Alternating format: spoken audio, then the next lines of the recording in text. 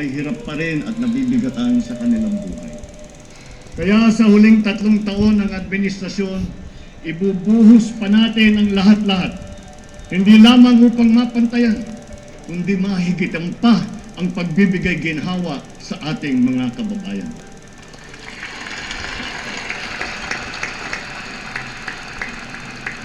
Hindi na ako magpapaligoy-ligoy pa.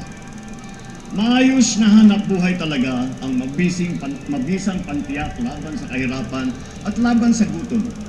Marami ang mga nalilikhang hanap buhay sa ating bansa ngayon.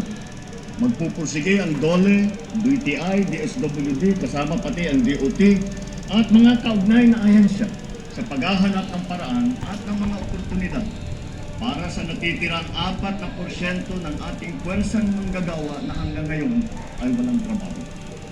Ipagpapatuloy natin ang pagbibigay ng puhunan sa mas marami pang negosyante para makapagsimula ng maliit na negosyo o micro-enterprise sa mababang interes at walang kolateral.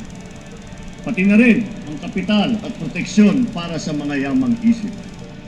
At para sa mga tinataguyod natin mula sa kahirapan, patuloy tayong nagbibigay ng libreng training at puhunan